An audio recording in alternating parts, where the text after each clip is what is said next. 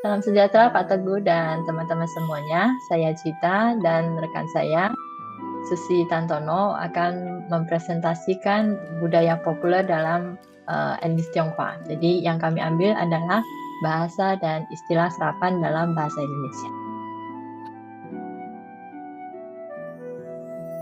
Nah, budaya populer yang terdapat dalam kehidupan sehari-hari ini dipakai lintas etnis. Bukan hanya masyarakat Tionghoa, semua orang Indonesia memakainya. Makanya disebut sebagai salah satu budaya populer. Termasuk juga di media sosial seperti kata cuan, hoki itu menjadi salah satu bahasa slang di generasi muda dan juga menjadi identitas urban.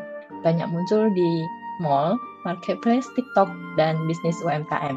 Juga banyak muncul sebagai tanda akulturasi mencerminkan pencampuran budaya Tionghoa dengan Nusantara yang sudah berlangsung ratusan tahun. Salah satunya berkembang menjadi bahasa gaul juga. Misalnya kalau yang etnis Tionghoa suka dipanggil dengan Koko, Cici. Bahkan kita ada satu kayak pertandingan performance dari menjadi Koko Cici daerah tertentu. Misalnya Koko Cici Jakarta, Koko Cici Jakarta itu sudah terjadi di beberapa tahun ini. Dan berikutnya, latar belakang terjadinya semua ini terjadi budaya populer yang menjadikan budaya populer karena satu, kontak kebahasaan yang panjang dalam sejarah. Interaksi antara masyarakat Tionghoa dan penduduk Nusantara telah berlangsung sejak abad ke-7 melalui jalur perdagangan, migrasi, dan jaringan maritim. Kontak panjang ini menciptakan lingua kontak atau language contact yang memungkinkan penyerapan kosakata dari dialek Hokkien, Hakka, Kanton. Hokkien, Hakka, Kanton itu boleh diibaratkan Indonesia memiliki suku bangsa yang banyak. Ada Jawa, ada misalnya Batak dan sebagainya. Dan di China juga memiliki suku salah satunya Hokkien, Hakka, dan Kanton yang banyak berkembang di Indonesia. Hingga bahasa itu menjadi bahasa lokal di Indonesia, terutama bahasa pasar dalam bahasa Melayu. Dan kedua adalah peran ekonomi dan ruang sosial multikultural. Pedagang Tionghoa sejak masa kerajaan hingga kolonial memiliki peranan penting dalam jaringan ekonomi lokal. Interaksi yang dominan terjadi di pasar, pelabuhan, dan pusat perdagangan. Yang kemudian ketiga adalah fungsi sosial bahasa Tionghoa menjadi bahasa pasar. Sebagian besar istilah serapan berasal dari dialek Hokkien, karena merupakan dialek mayoritas perantau Tionghoa di Indonesia. Hokkien digunakan sebagai bahasa kerja di pasar dan lingkungan perdagangan sehingga kosakata tersebut cepat sekali menyebar. Dan yang keempat adalah urbanisasi dan pembentukan identitas kota multi-etnis. Kota-kota seperti Batavia atau yang sekarang kita sebut Jakarta, Medan, Surabaya, Semarang, dan Pontianak adalah ruangan pencampuran etnis yang melahirkan banyak istilah urban multilingual. Istilah seperti hoki, cuan, kemudian menjadi bagian dari identitas sosial, perkotaan yang praktis dan ringkas. Latar belakang kelima adalah perkembangan media massa dan budaya pop modern. Pada era kontemporer, istilah serapan Tionghoa menjadi populer melalui iklan, pertelevisian, film, drama Mandarin, konten digital di Instagram, TikTok, YouTube, juga di budaya marketing seperti yang tadi, cuan di festival Hoki Sale, istilah itu berkembang. Kemudian latar belakang keempat adalah relaksasi kebijakan budaya pasca reformasi 1998. Setelah reformasi, pembatasan budaya Tionghoa dicabut, termasuk larangan simbol dan bahasa. Hal ini memicu kebangkitan budaya Tionghoa di ruang menjadikan kita sering terlihat ada perayaan Imlek, barongsai, penggunaan aksara Mandarin, dan konten budaya peranakan. Latar belakang ketujuh adalah akulturasi dan integritas sosial dalam masyarakat Indonesia. Kosakata Tionghoa dianggap tidak lagi sebagai bahasa kelompok, tetapi menjadi bagian dari identitas kebahasaan Indonesia. Seperti mungkin kita tidak sadar, kata kue, loteng, capcay, goceng, itu telah berlembur menjadi bahasa sehari-hari tanpa menandai identitas etnis tertentu. Dan latar belakang terakhir adalah sifat kosakata yang fungsional dan mudah diucapkan. Banyak istilah serapan Tionghoa yang memiliki bentuk fonologis yang sederhana, ritmis, dan mudah diadaptasi. Misalnya, cici, koko, hoki, cuan, cepek, gocap, itu gampang sekali diucapkan. Oke, itu adalah latar belakang yang menjadikan bahasa-bahasa tersebut menjadi budaya populer. Oke, terima kasih Juwita. Selanjutnya saya akan melanjutkan sambungannya, yaitu contoh-contoh dari budaya populer tersebut. Yang pertama kita bisa lihat ada kata cuan. Itu maknanya itu untung atau profit. Asalnya sebenarnya dari bahasa Hokkien.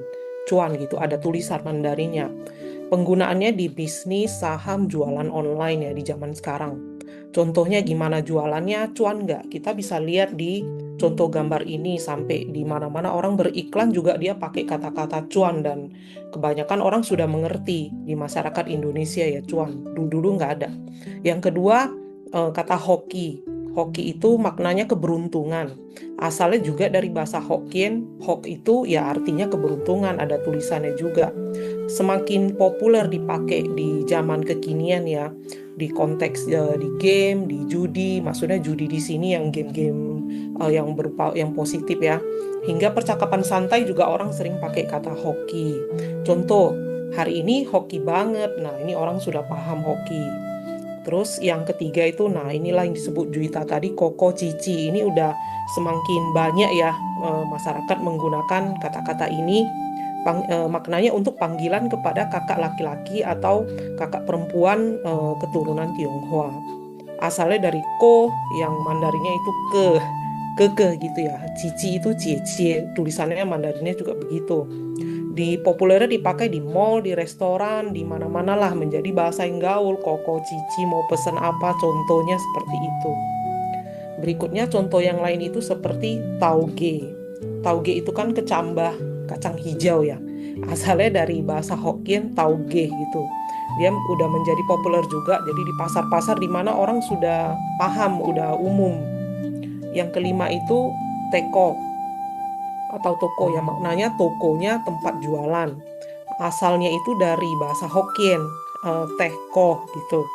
Istilahnya toko dalam bahasa Indonesia punya pengaruh kuat dari dialek Hokkien. Jadi asalnya dari Tiongkok juga. Yang keenam, nah inilah yang angka-angka ya berupa uang. Contohnya gocap, goceng, cepek. Nah itu orang di masyarakat juga udah sering pakai itu. Maknanya itu ya angka 50, 5.000, 100 dan sebagainya. Istilah asal muasalnya dari bahasa Hokkien, dari angka-angka ya. Itu cepek, 100 itu ipai kalau di Mandarinnya. Kalau gocap itu use di Mandarinnya. Dialihkan ke Hokkien jadi cepek, gocap, goceng, ucien, 5.000. Nah di mana-mana udah, ini memang di kamus tidak ada, tapi di awam ya, di umum, di pasar, di mana udah di pasar, ojek, transaksi, orang udah pakai ini lebih cepet. Goceng lah, ceban lah, ada lagi ceban gitu, sama aja. Oke, berikutnya yang terakhir ini contoh kata loteng. Jadi maknanya adalah ruangan kecil di dekat atap. Dari bahasa Hokkien juga, loteng artinya lantai atas maksudnya. Istilah ini dipakai di arsitek, desainer, hingga rumah-rumahan modern. Orang udah paham loteng itu apa. Yang kedelapan yang tadi disebut Juwita juga ada kue, kuih, kue. Nah, kata dasarnya kue, jadi dikembangkan jadi kuih, kue. Tapi orang udah paham, itu asal dari Hokkien atau dari bahasa Hakka kuih. Dipakai di nasional, itu identitas kuliner Indonesia ya. Semua orang sudah paham. Nah, ini yang kesembilan lagi yang semua orang udah nggak asing, udah sangat paham, itu capcay. Capcay itu dari bahasa Hokkien juga asalnya. Capcay itu secai, dia ada 10 sayur campur-campur. Jadi di dalamnya mungkin ada brokoli lah, terus ada sayur hijau lah, campur-campur ya, ada wortel lah. Terus ada apa lagi tuh? Bakso mungkin, bakso bukan sayuran. Sayuran warna hijau, mungkin brokoli yang berwarna hijau dicampur-campur jadi satu. Jadi sekarang ini jadi salah satu makanan nasional yang sekarang. Nah, inilah perkembangan dari zaman dulu sampai kekinian. Inilah urbanisasi populer modern ya. Jadi demikian presentasi dari kami. Terima kasih Pak Teguh dan teman-teman. Terima kasih semuanya. Terima kasih.